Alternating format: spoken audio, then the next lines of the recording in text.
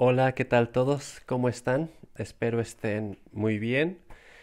Pues bienvenidos a otra clase más de zoología de invertebrados, protostomados, en este caso del curso Protostomados 2.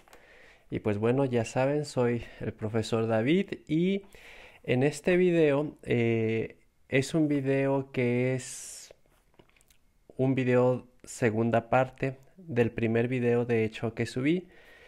Y es un video hecho con las preguntas que ustedes me hicieron llegar, ya sea que dejaron sus comentarios en el video o preguntas también que me hicieron llegar por otras redes sociales, por WhatsApp, por Facebook, eh, algunos por Instagram, de hecho.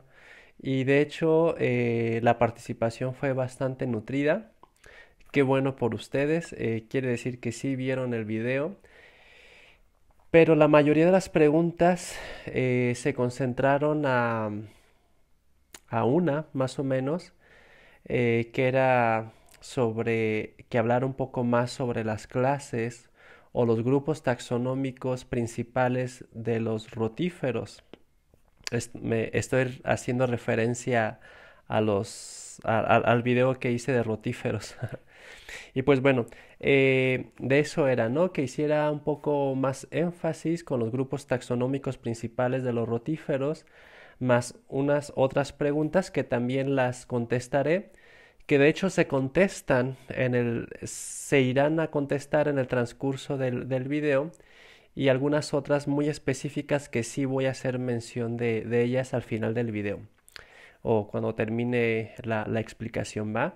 Y pues bueno, sin más preámbulo, vamos a comenzar, pero ya saben la dinámica.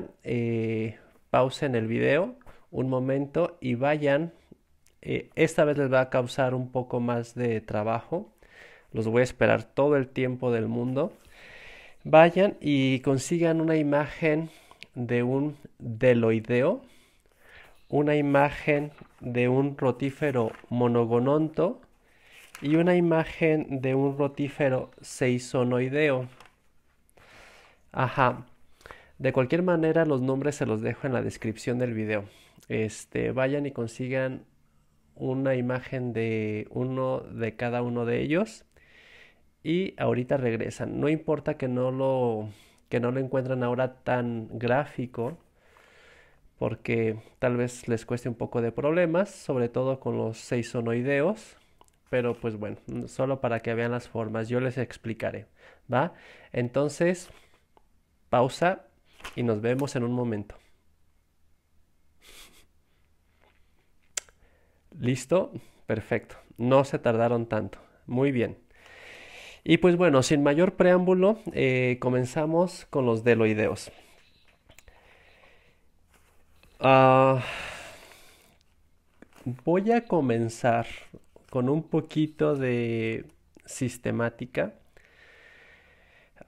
Anteriormente se consideraban clases la clase Deloidea, la clase Monogononta y la clase Seisonoidea. Pero hoy en día hay un conflicto taxonómico dentro del grupo de los rotíferos y algunos autores los siguen considerando como clases, creo que ya los menos, pero hay otros autores, otros zoólogos, que ya los consideran a nivel de orden. Entonces, pues bueno, eh, diría, vamos a comenzar con la clase Deloidea o el orden Deloidea, dependiendo de la literatura que ustedes consulten. Pero bueno, al final de cuentas el organismo es ese y no va a cambiar su morfoanatomía ni su historia natural solamente porque lo suban o lo bajen de un grado taxonómico, ¿no? Entonces, comencemos. Los teloideos, como ya lo había mencionado en el video anterior de rotíferos, ah, viene este nombre de la palabra griega deloidea o deloides o deloidón, dependiendo de la derivación de la palabra, que en español al final de cuentas quiere decir sanguijuela.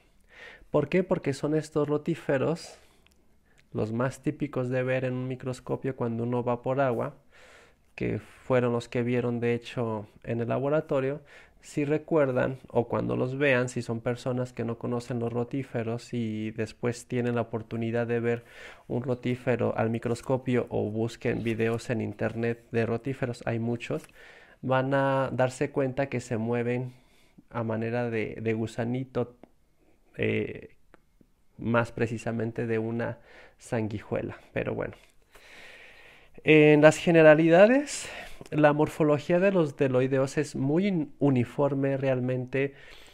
Prácticamente todas las especies son, dentro de los grupos de deloideos, son muy homogéneos entre sí. Su tamaño varía de 0,1 a 0,7 milímetros, o sea, ni siquiera alcanzan el milímetro, son bastante pequeñitos.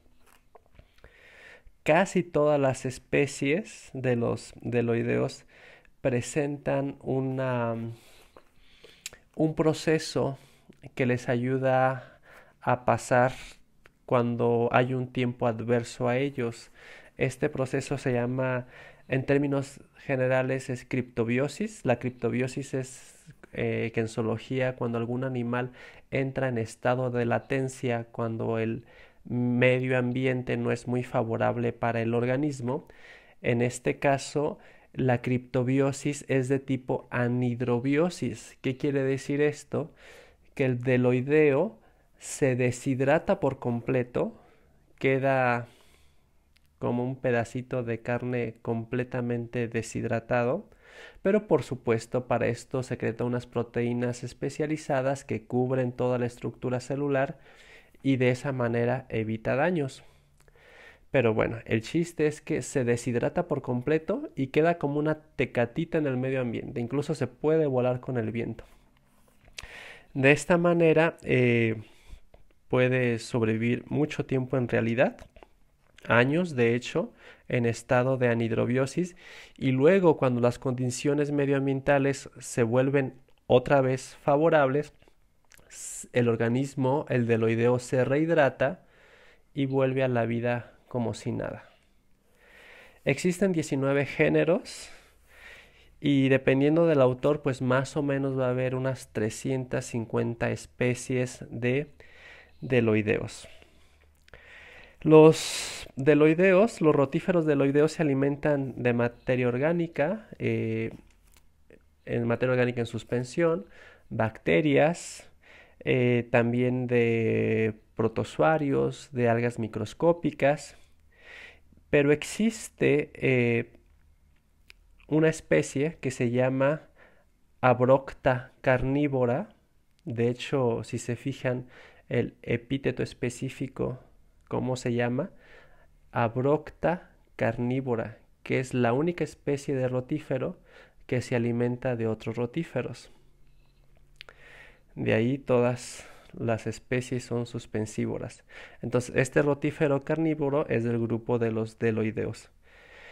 Todos los deloideos son dulceacuícolas, excepción de una especie que es Selinquiela synaptae. Entonces, esta es la única especie que es marina. De allí en fuera todas son dulceacuícolas y por eso para uno es muy fácil observar estos organismos cuando uno trae una muestra de agua para observar al microscopio. Los requerimientos físicos y químicos en su medio ambiente de los deloideos no son muy bien conocidos aún todavía.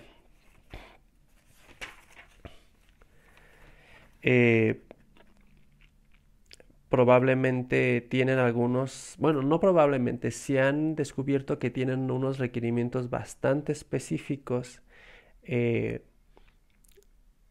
medioambientales, pero los especialistas aún no se ponen de acuerdo de cuáles son esos requerimientos específicos, porque parece ser también que tiene que ver mucho con el medio acuático en el que vivan, porque recordemos que los medios lóticos no es lo mismo que los medios lénticos, o sea, no es lo mismo las aguas confinadas como los lagos o las aguas que se están moviendo como los ríos. Entonces, y como en ambos lados viven los rotíferos deloideos, pues Para- por eso es que luego cuando uno o los limnólogos que hacen estudios de rotíferos en un lago encuentran unas condiciones y luego cuando hacen estudios de rotíferos en los ríos encuentran otras condiciones y allí pareciera que se contradicen, pero más bien como que no han encontrado el punto medio.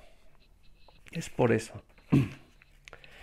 La morfología de los deloideos, las tres regiones típicas de los rotíferos, ¿recuerdan cuáles son? Ajá, muy bien. Cabeza, tronco o cuerpo y el pie. Perfecto. ¿Qué de particularidades tienen los deloideos en la cabeza?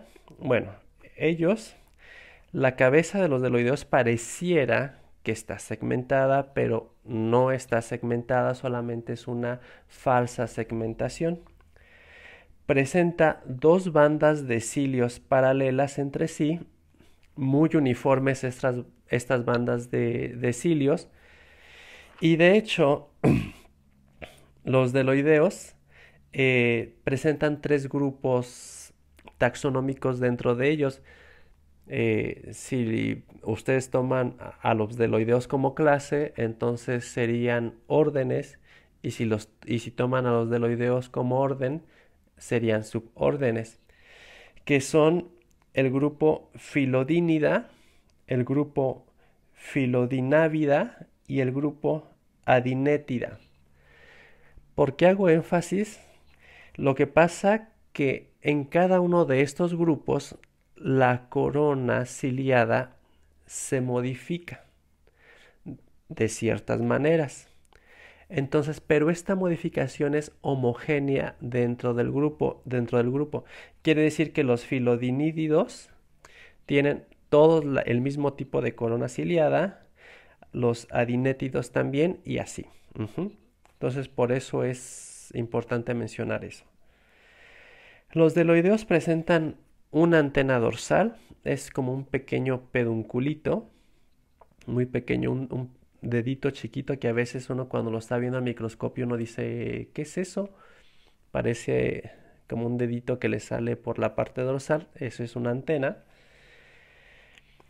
Y los trofi que forman el mástax, recuerden todos los huesecillos, los huesecillos que hablábamos que forman el mástax, todos los trofi son exactamente igual entre los deloideos, no hay diferencia.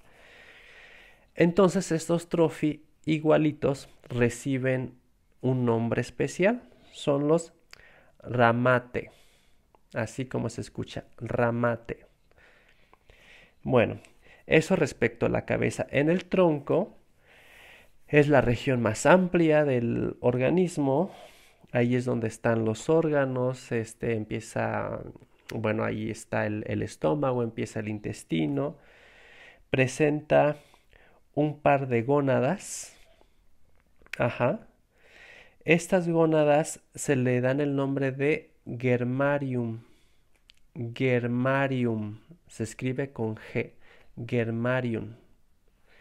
Además, presentan un vitellarium.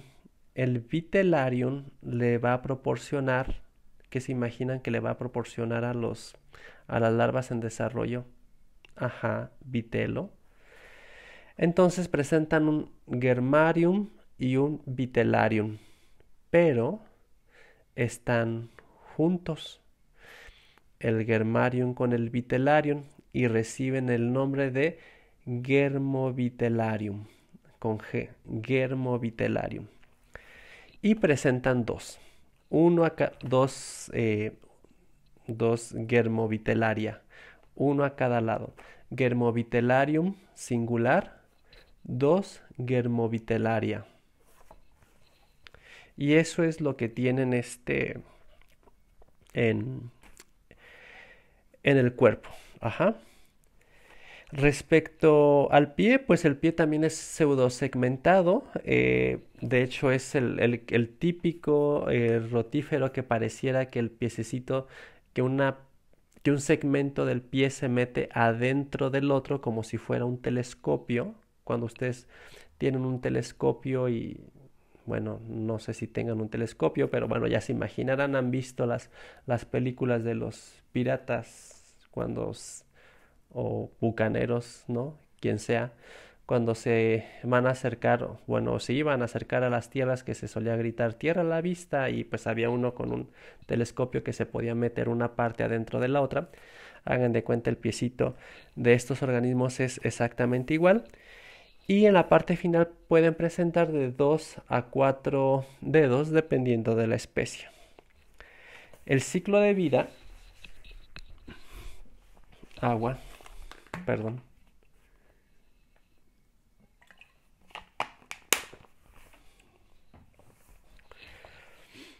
El ciclo de vida es bastante interesante. Bueno, el ciclo de vida de todos los rotíferos es muy interesante. En este caso, en los deloideos, todos los deloideos son hembras, no existen machos. Entonces tienen una reproducción partenogenética. Todas son hembras que derivan de hembras vírgenes. Y ya. A lo largo de la vida, cada hembra llega a poner de 30 a 40 huevos. Y estos huevos pueden eclosionar inmediatamente o también ser huevos de resistencia. Entonces, de ahí no hay, pues todo es muy biológicamente sencillo, ¿no? No hay más que decir. Más o menos los deloideos duran alrededor de 30 días, esa es su esperanza de vida, entonces en esos 30 días llegan a producir de 30 a 40 huevos. Y pues bueno, eso es todo con los deloideos. Ahora pasemos al siguiente grupo, que es el grupo de los monogonontos. Clase monogononta u orden monogononta, dependiendo del autor o autores que ustedes estén consultando. Los monogonontos tienen el nombre monos, uno, gonos de gónada, porque a diferencia de los otros grupos de rotíferos, de los deloideos, como ya lo mencioné, que tienen dos germovitelaria, ellos, los monogonontos, solamente tienen un juego de órganos reproductores, de ahí tomaron el nombre taxonómico. Prácticamente todos son dulceacuícolas, hay algunas excepciones marinas, todas las especies son dulceacuícolas con algunas excepciones marinas. Los monogonontos es el grupo más grandísimo de rotíferos que se conoce. Tiene alrededor de, dependiendo del autor, ya saben, de 1450 a 1600 especies. Son un montón de especies de monogonontos distribuidos de 95 a 106 géneros. Entonces realmente es una buena descripción taxonómica que existe dentro de los monogonontos. La reproducción, ellos es también súper interesante porque tiene una reproducción heterogónica, que ahorita cuando llegue al ciclo de vida voy a explicar un poquito más, pero les adelanto que la reproducción heterogónica quiere decir que hay un intercambio, por así decirlo, de tipos de reproducción. Típicamente también se reproducen por procesos partenogenéticos, pero a veces, cuando ellos lo deciden, que ahorita vamos a ver cómo lo deciden, también existe la reproducción sexual típica. Ajá. Eso quiere decir reproducción heterogónica, que pueden hacer cambios en el tipo de reproducción.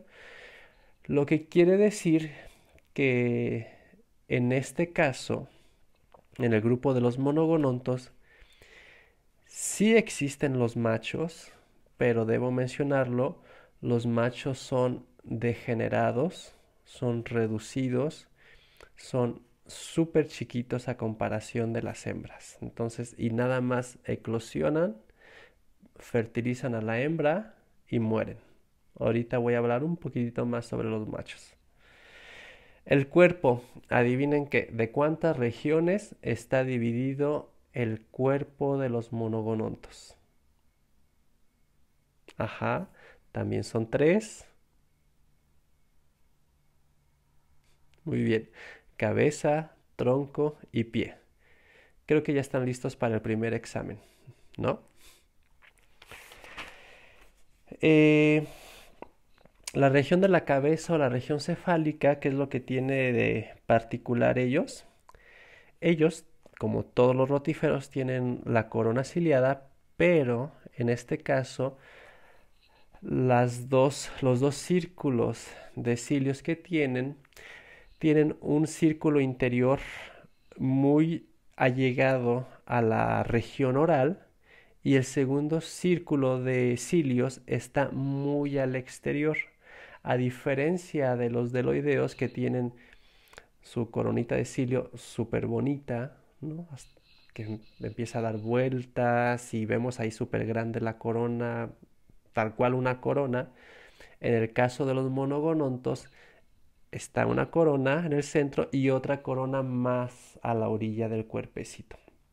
Entonces, esa es como que la diferencia entre las coronas del monogononto y del deloideo. En el caso de los monogonontos, la corona más interior se le llama cingulum y la más exterior se le llama trocus. En la región cefálica, en la cabeza, también tiene cirros mecanorreceptores, o sea, unos pelos dispersos por ahí que le sirven para la mecanorrecepción, o sea, detectar el movimiento. Tiene poros que son quimiorreceptores y además también presentan manchas oculares, típicamente una, pero hay especies que tienen dos. En la parte basal de la región cefálica se le ve una manchita, típicamente es cuando los vemos, la mayoría tienen solamente una, se les ve una manchita roja. Entonces ese es su ojo, pero mejor dicho, mancha ocular. También presentan una antena dorsal, pero en el grupo de los monogonontas hay especies raras, pero la existen, que tienen dos antenas dorsales. Y en esa región, en la región cefálica, pues también están presentes las glándulas nerviosas a manera de cerebro. Pasamos a la región media.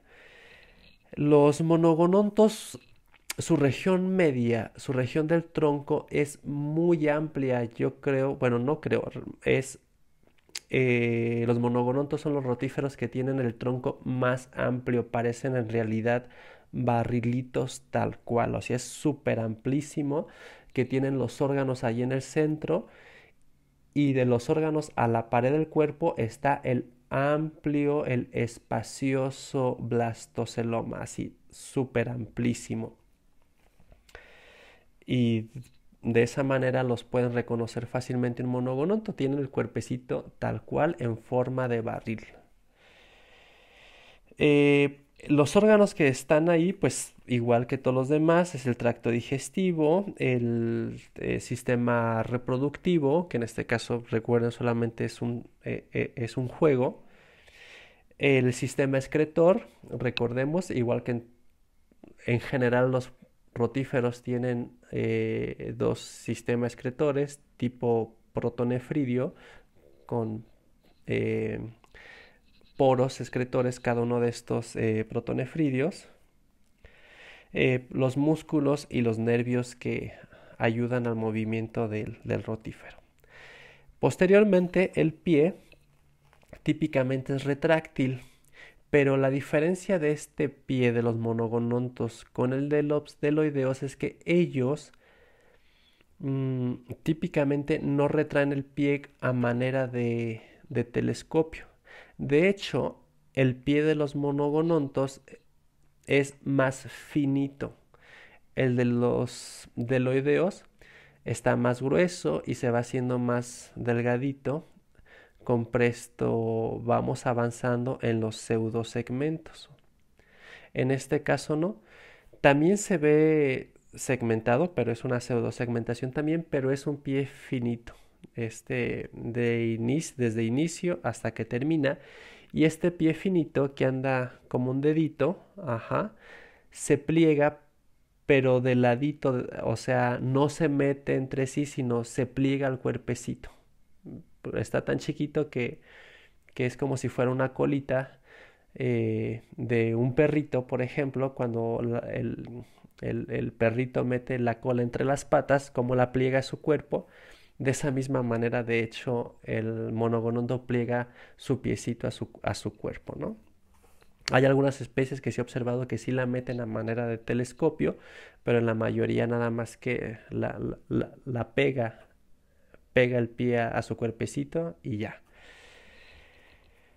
Eh, la mayoría de las especies que son pelágicas tienen aún más reducido el pie y todas las especies tienen un par de glándulas sementantes al final del piecito y ya, nada más.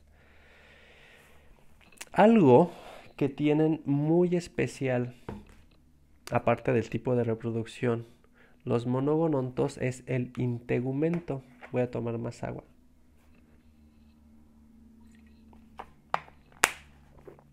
Porque la plática está bastante interesante. El integumento. ¿Qué es el integumento?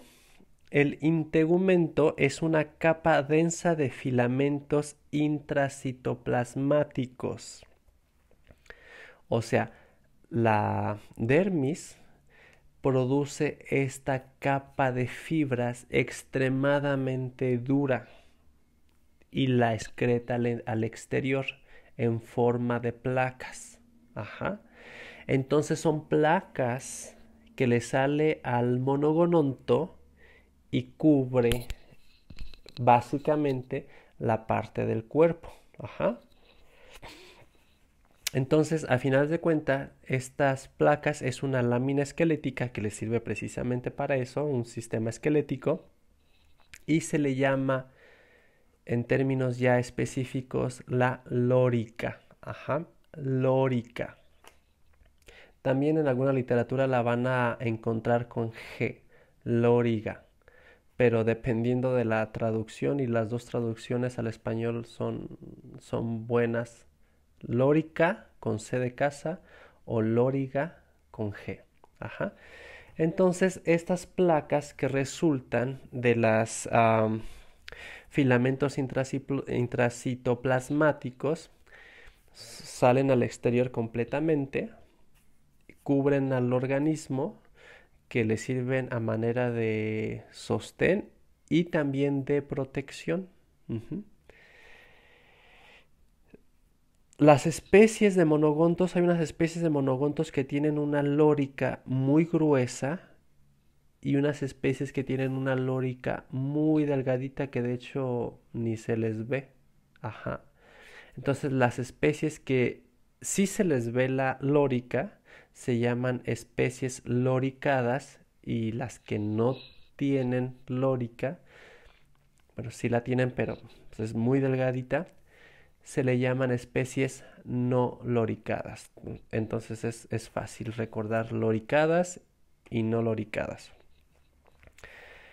La estructura de estas placas que le dan soporte y protección a los monogonontos, el cómo están arregladas, es un carácter taxonómico muy importante dentro del grupo. Uh-huh.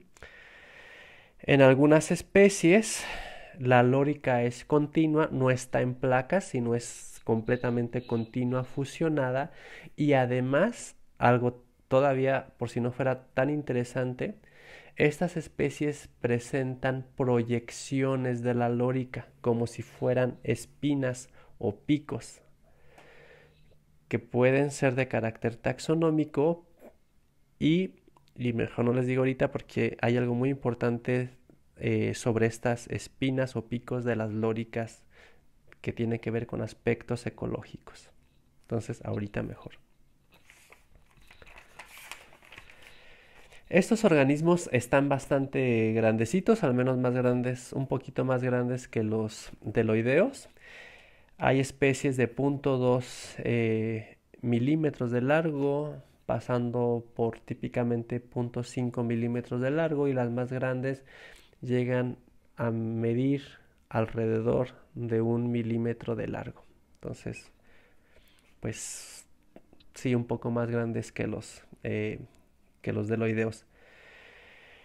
De las miles de especies dulceacuícolas, hay, bueno, conocidas hasta el día de hoy, hay 50 especies marinas. Entonces, cuando ustedes en la literatura vean que los monogonontos dicen los monogonontos son rotíferos, dulceacuícolas, incluso alguna literatura dice exclusivamente es un grupo exclusivo dulceacuícola, bueno, de miles que son dulceacuícolas y solamente 50 marinos, pues igual se vale, ¿no? Pero hay que recordar, o mejor dicho, no hay que olvidar a estas especies marinas que las existen. Ujú.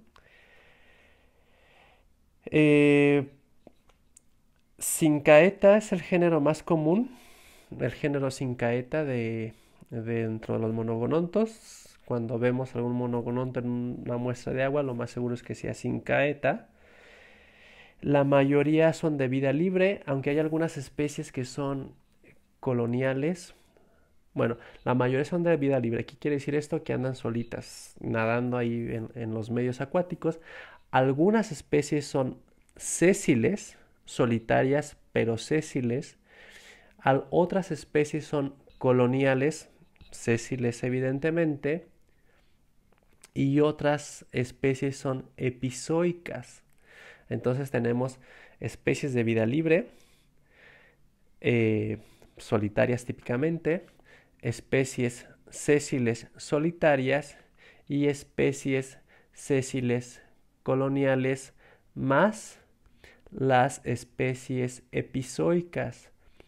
Estas especies epizoicas quiere decir que viven adheridas sobre otro animal, su sustrato es el animal, o sea, de entrada pues son sésiles también, pero siempre se fijan arriba de otro invertebrado. Los especialistas, o no se ha investigado mucho este grupo de los monogonontos epizoicos, no saben si realmente son simples comensales, simples organismos foréticos que allí están encima y que no le causan nada al organismo, o que tienen algún proceso parasítico, o sea que probablemente pudiera ser que ya hay alguna simbiosis parásita. Algunos autores dicen que efectivamente sí, hay algunos monogonontos que ya son parásitos, pero no es del consenso general de los zoólogos, pero simplemente para que lo tengan en cuenta. El ciclo de vida, esto sí pudiera ser complicado, pero no, es más que nada es bastante curioso. Ya habíamos dicho que tienen reproducción heterogónica, que van alternando entre partenogénesis y reproducción sexual ordinaria con machos de intermedio. En primer lugar, lo que tenemos que saber es que de entrada lo general y lo común es que los monogonontos se reproduzcan por partenogénesis. La población de monogonontos aumenta partenogenéticamente. Ajá. Los por procesos asingámicos. Eso es. O sea, no hay singamia, ¿no? O sea, el óvulo simplemente empieza a dividirse y salen y salen y salen hembras.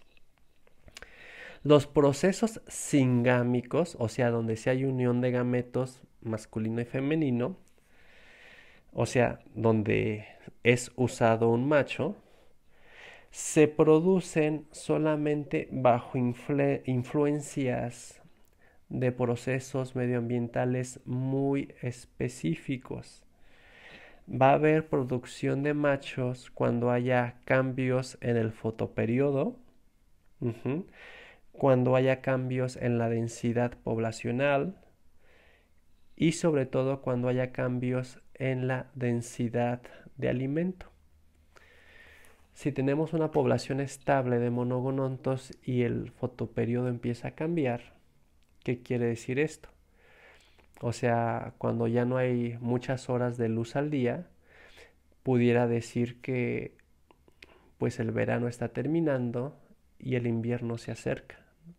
Entonces hay que producir machos para aumentar la variabilidad genética y los huevos de resistencia que se vayan a dejar pues ya estén listos con una carga genética diferente para que la próxima generación o las próximas generaciones de una próxima temporada de bonanza pues ya exista en esa futura generación esta variabilidad genética. Cuando las poblaciones de hembras comienzan a bajar, bajo qué situaciones comenzarían a bajar, pues a mí se me ocurre que hay algún depredador que está comiéndose la población, entonces ocupan reproducirse rápido y con mayor variabilidad genética y producen machos. Cuando la densidad de alimentos comienza a bajar, que tiene que ver con el fotoperiodo, pues igual, ¿no? Entonces, ¿cómo ocurre esto? Pues de la siguiente manera. Las hembras mícticas,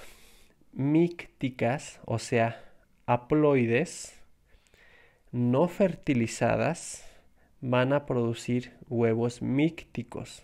Ajá. A ver. Bueno, termino la idea. Las hembras mícticas haploides no fertilizadas producirán huevos mícticos, o sea, huevos haploides también. Y las hembras mícticas fertilizadas, sí fertilizadas, producirán huevos amícticos y de ellos emergerán hembras. Entonces, cuando una hembra míctica, o sea, cuando una hembra haploide nace, esta, si es que hay machos, es fecundada inmediatamente. No pasan ni siquiera 4 horas cuando ya un macho la está fecundando. Si es que la fecunda. Si no la fecunda, va a producir, pues es una hembra haploide, va a producir más huevos haploides y de estos huevos haploides, pero que vienen de una hembra míctica, producirá machos. Si la hembra míctica haploide es fertilizada por un macho, la condición diploide se vuelve a restablecer, pero en los huevos. Y de estos huevos diploides emergerán hembras. Y si se fijan, esta hembra ya viene con una carga genética masculina y una carga genética femenina. O sea, ya hay variabilidad genética. Entonces, si esta hembra a la vez la vuelve a fecundar otro macho, pues vuelve a haber más variabilidad genética y ya tiene para varias generaciones. No importan todas las generaciones partenogenéticas que de ahí se deriven, ya hubo variabilidad genética con esta recombinación de hembras mícticas diploides o hembras diploides con los machos estacionales.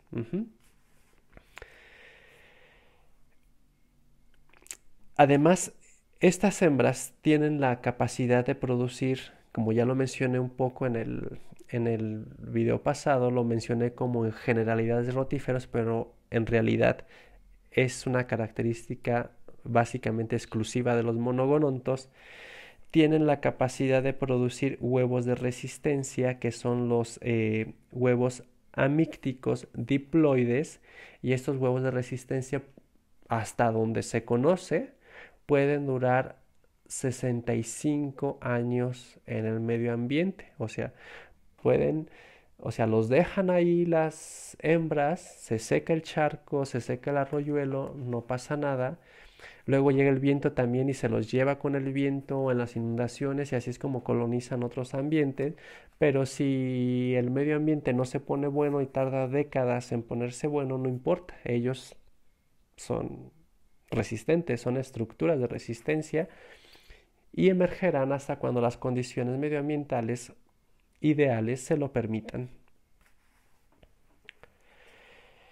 Eh, Como ya mencioné un poco, los machos son reducidos, son degenerados, son 10 veces más pequeños que las hembras.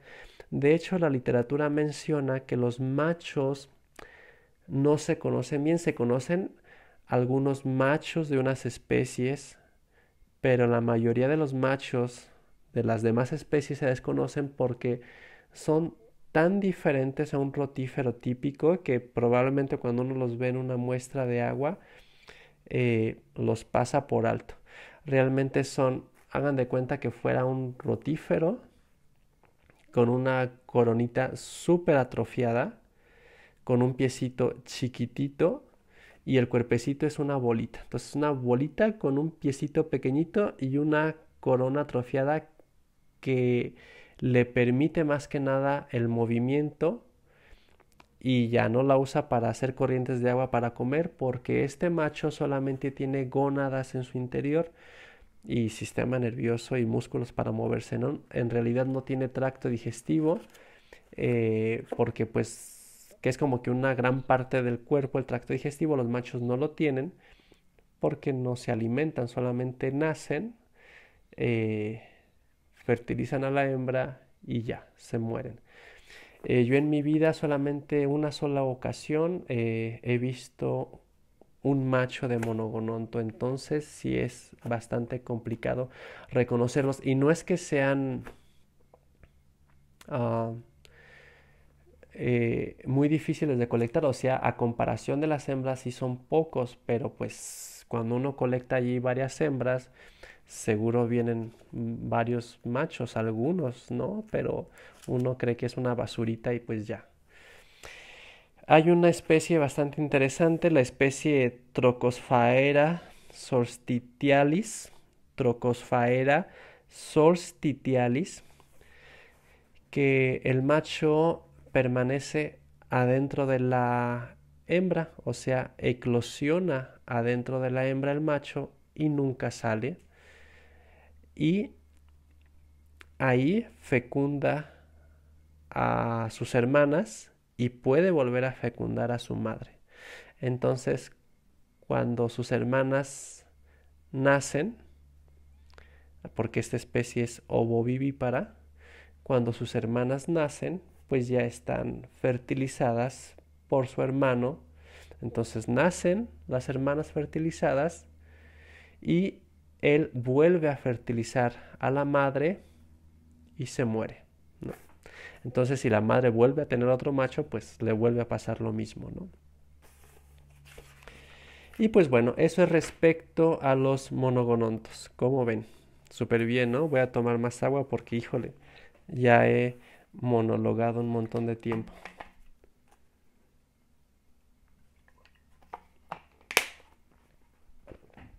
El último grupo que pareciera que no hay mucho que decir, pero en realidad sí hay bastante que platicar. Déjenme lo encuentro.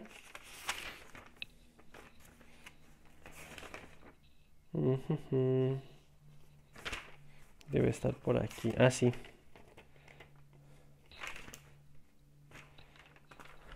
Aquí está.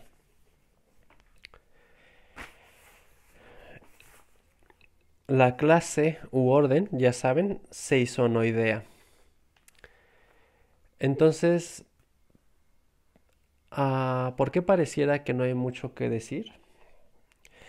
Resulta que de esta clase o de este orden solamente existe un género y dos especies. Así es.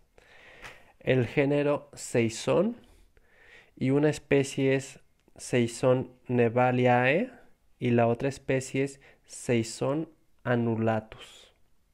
Y ya.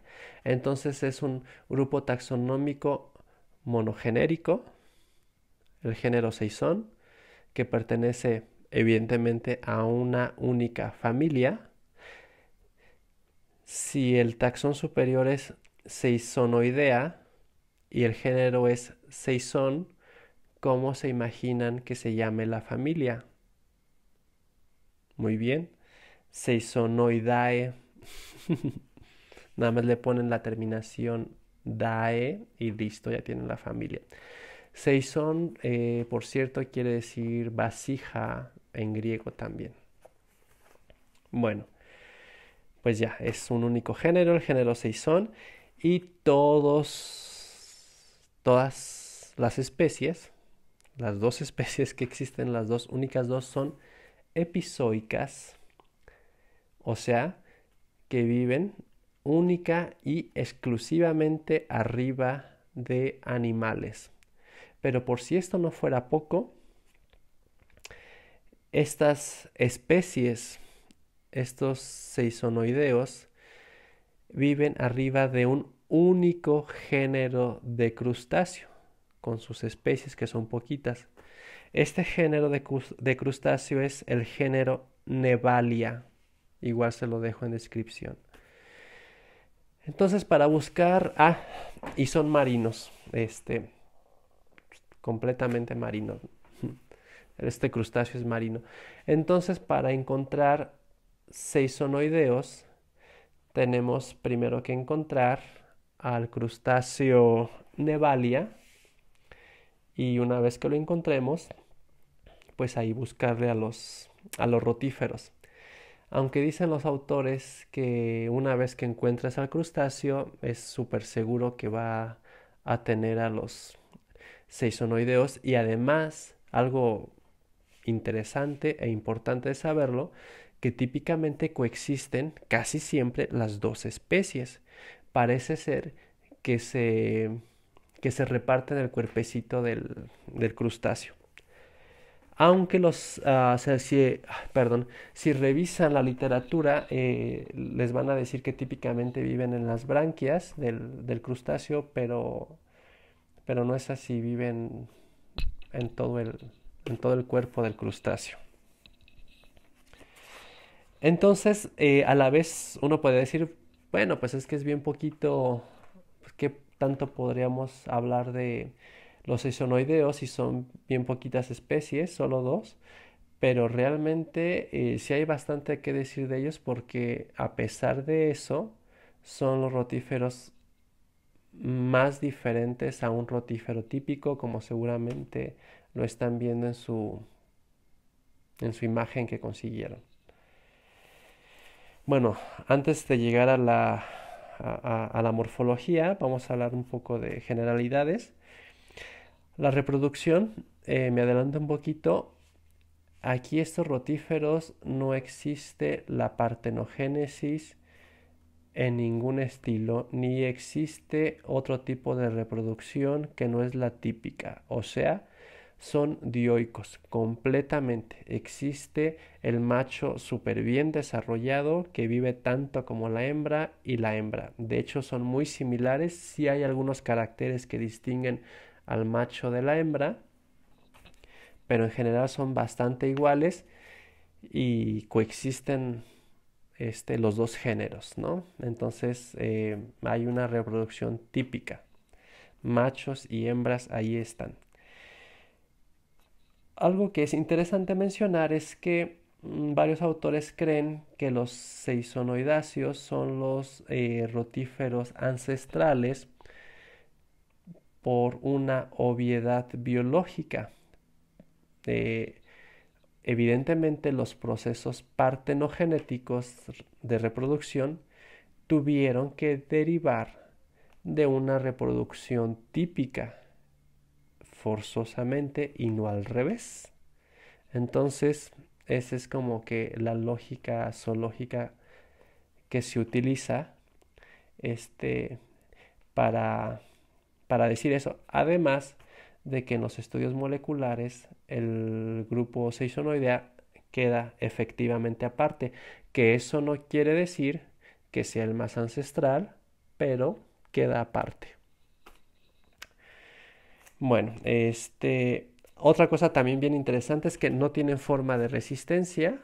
Recuerden que los monogonontos, la forma típica de resistencia es en los huevos amícticos y en los delovideos la forma de resistencia eran ellos mismos que entraban a un proceso de anhidrobiosis.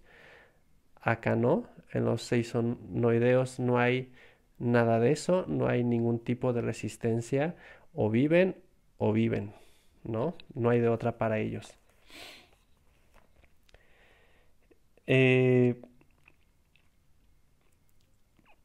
algunos autores mencionan, antes de que se me pase, algunos autores mencionan que estos rotíferos son en realidad rotíferos parásitos del crustáceo, el cual tienen como hospedero. Sin embargo, tampoco está 100% probado.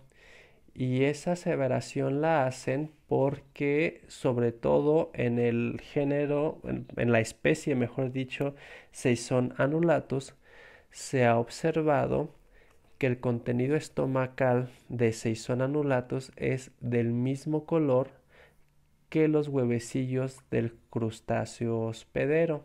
Entonces, algunos autores dicen, no, pues es que se está comiendo a los huevecillos, pero pues, pero nada más porque vieron el mismo color, que probablemente, pero no se ha demostrado. Entonces, este, no, aún no se demuestra la existencia de rotíferos parásitos como tal, aunque voy a poner un asterisco para hacer un comentario final respecto al parasitismo en este grupo. La morfología, otra vez, aunque ya sé que están listos para el examen, pero mientras bebo agua, a ver, díganme de cuántas regiones se compone un rotífero.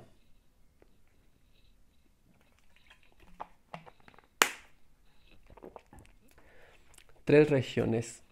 Muy bien, en un rotífero generalizado, en los otros grupos, pero resulta que en el grupo Seisenoidea tenemos una región extra. Tenemos 4 regiones. Tenemos cabeza, tenemos un cuello muy bien definido, el tronco, que es el cuerpo, y el pie.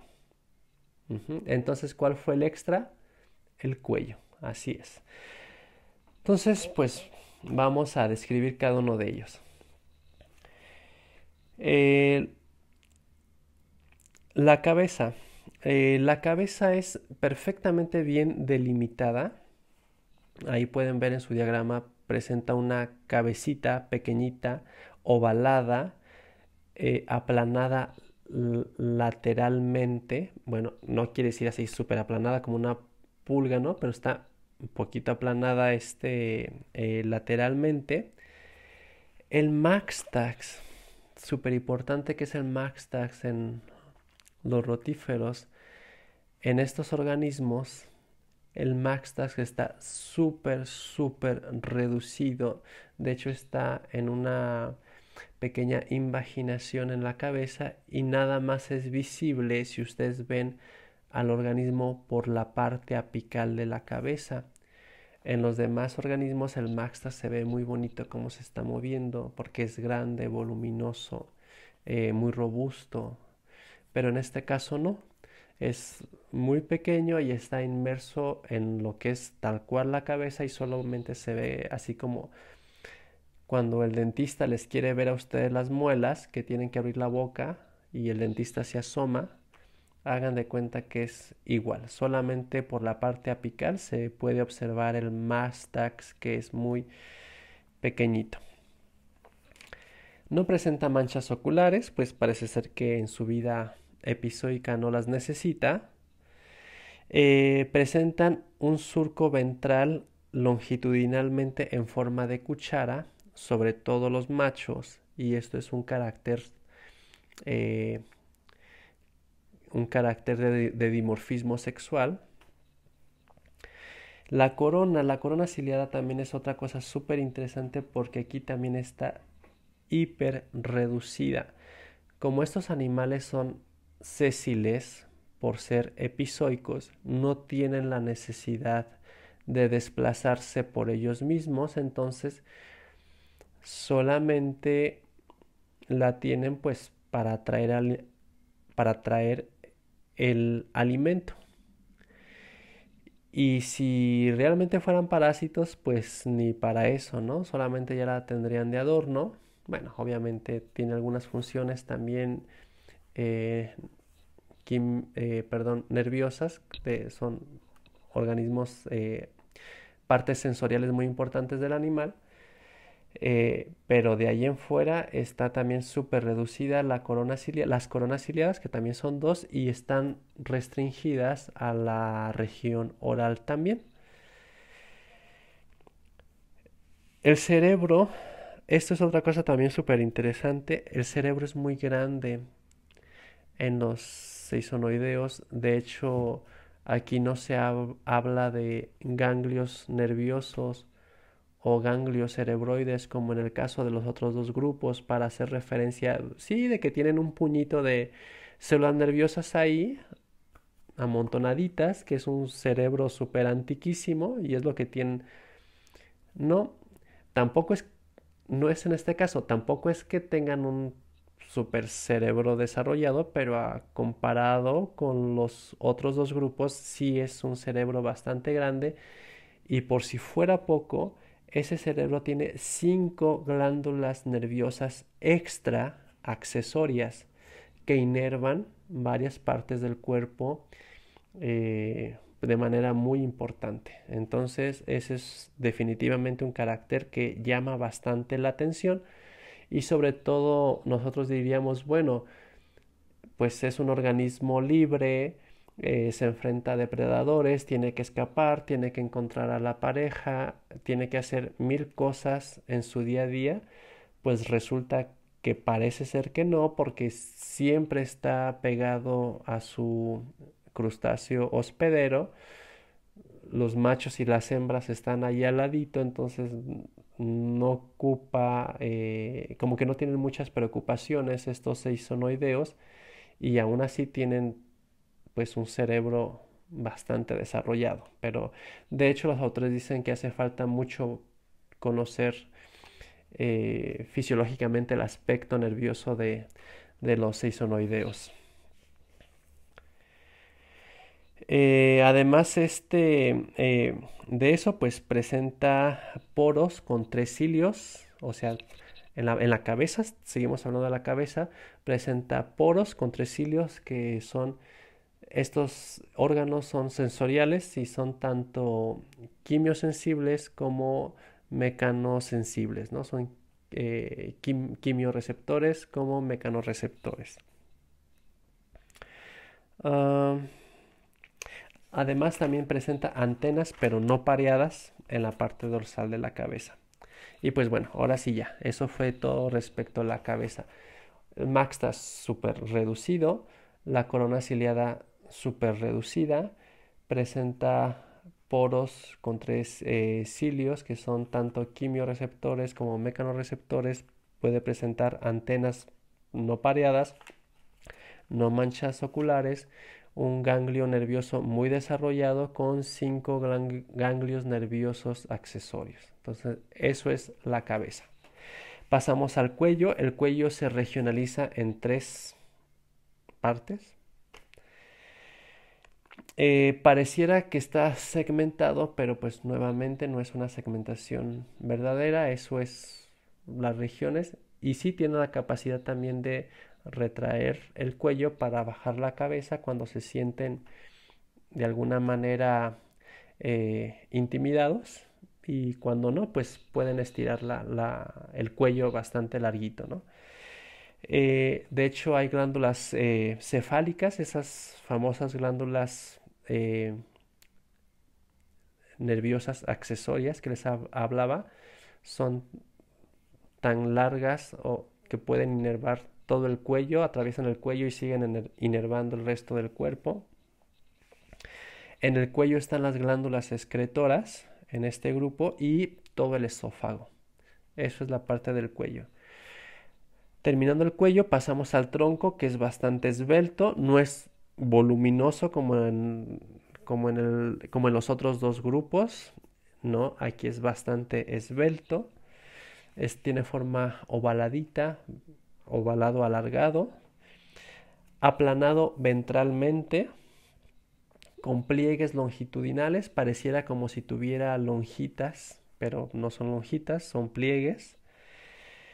Presenta un estómago muy voluminoso, el estómago, y un intestino bastante cortito.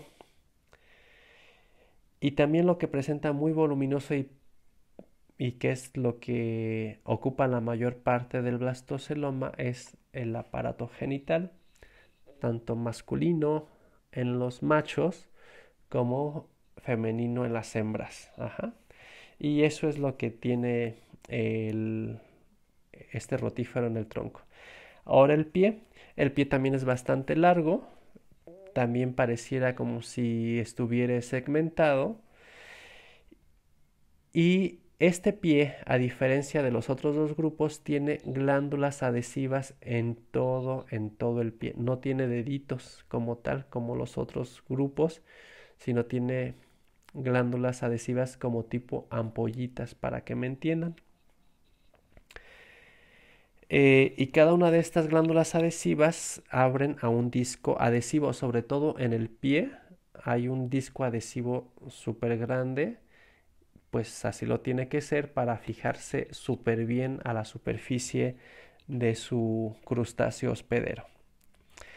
Respecto al ciclo de vida, eh, bueno, antes de pasar al ciclo de vida, aprovechando que estoy hablando de la morfología, déjenme decirles que ellos son los rotíferos más grandes. De hecho, Seison nevaliae llega a medir hasta 2.5 milímetros de largo, o sea, eso es muy grandecito ya.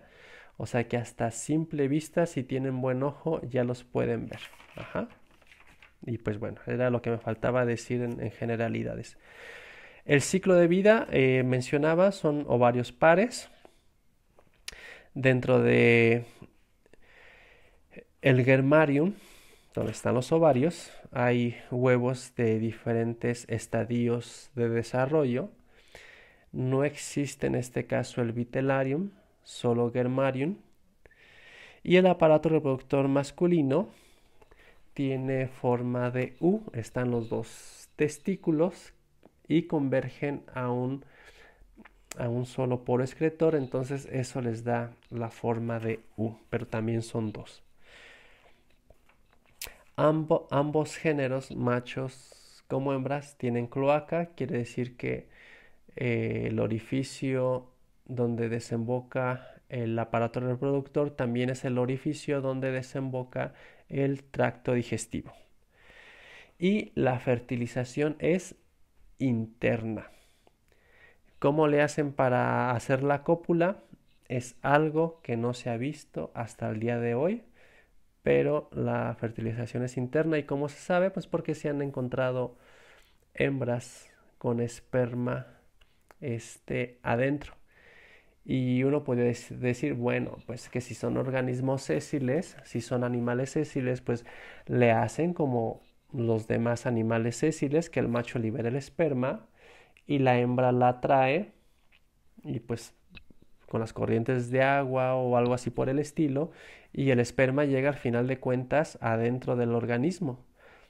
Pero no es así porque por si no fueran, por si no fueran poco todas las curiosidades, el macho empaqueta sus espermatozoides uno por uno, o sea, hay un paquetito por espermatozoide. Eso lo hace en partes especializadas dentro de su aparato reproductor masculino.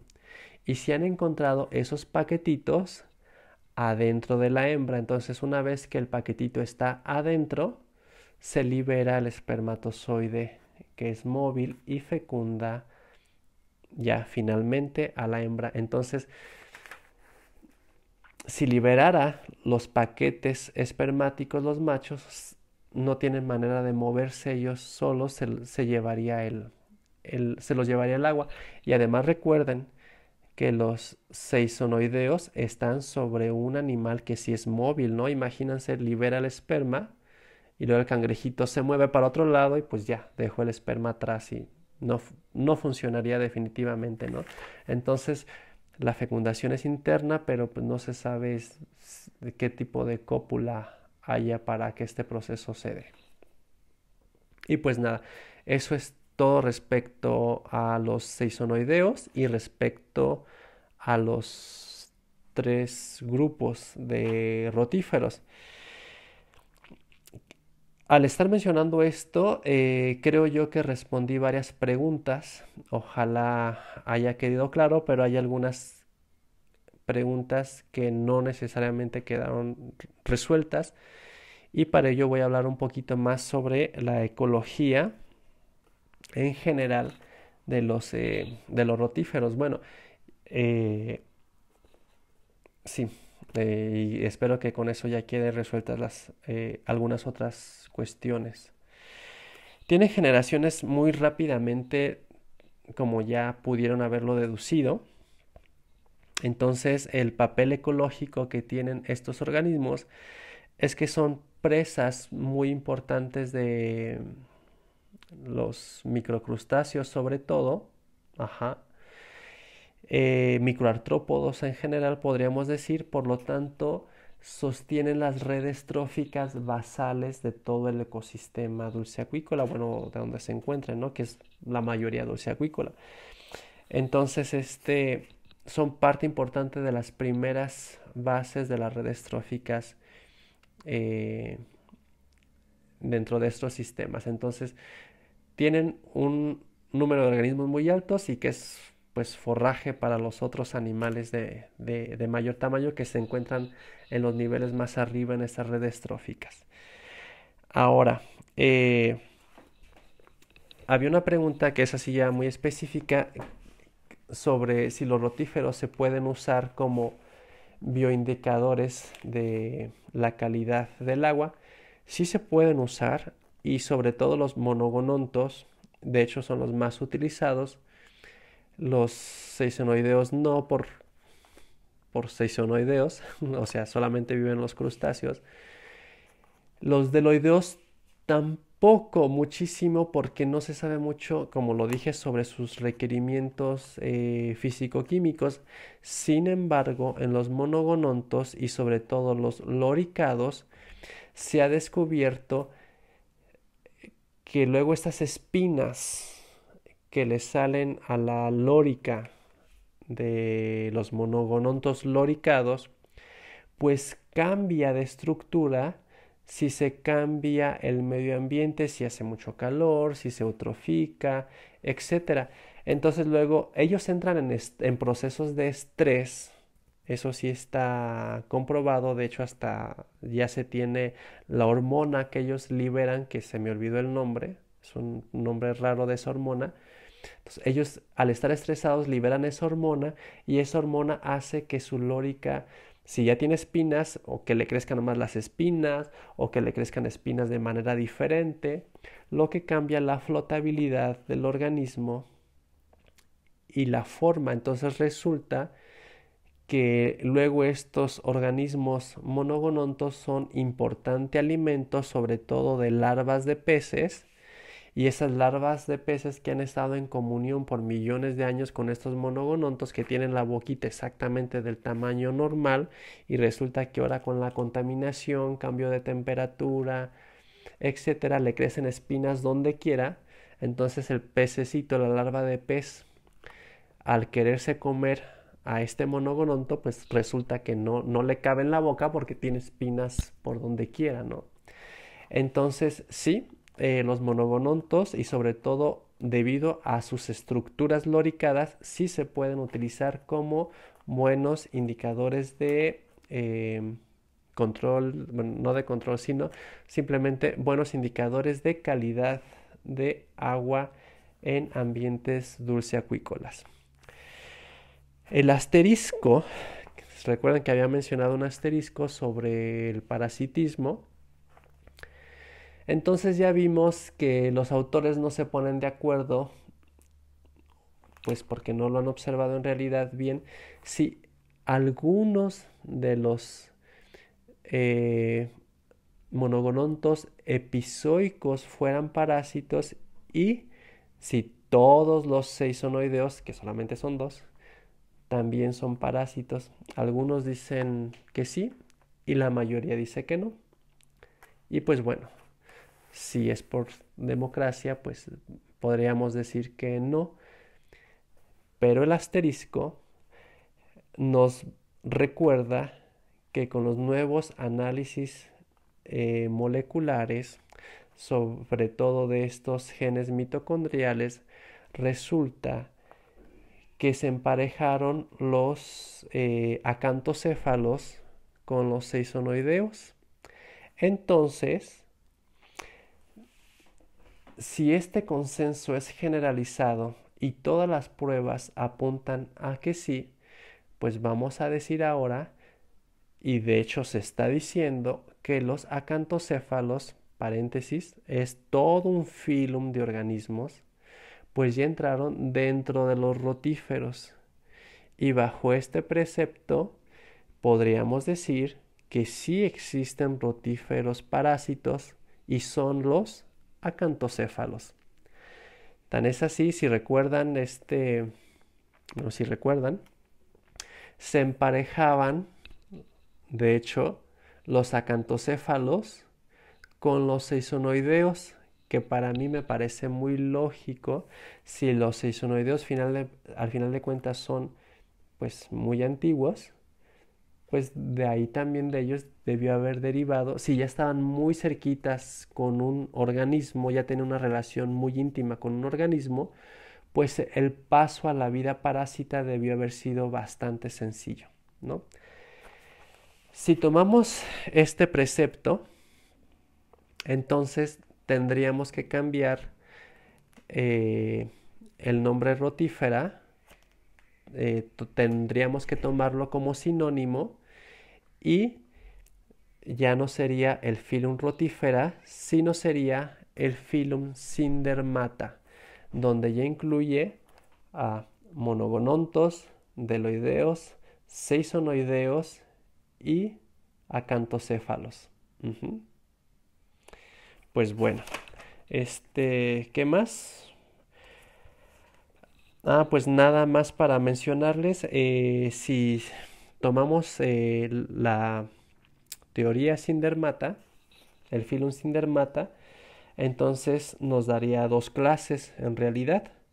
La clase eurotatoria, y dentro de eurotatoria tenemos a monogononta, y la otra clase sería la clase hemirotatoria, donde tendríamos a los deloideos por un lado y a los pararotatoria del otro lado, y dentro de los pararotatoria tenemos a los seisonoideos por un lado y a los acantocéfalos por otro lado. Y ya, eso vendría siendo, creo que ahora sí, todo sobre rotíferos.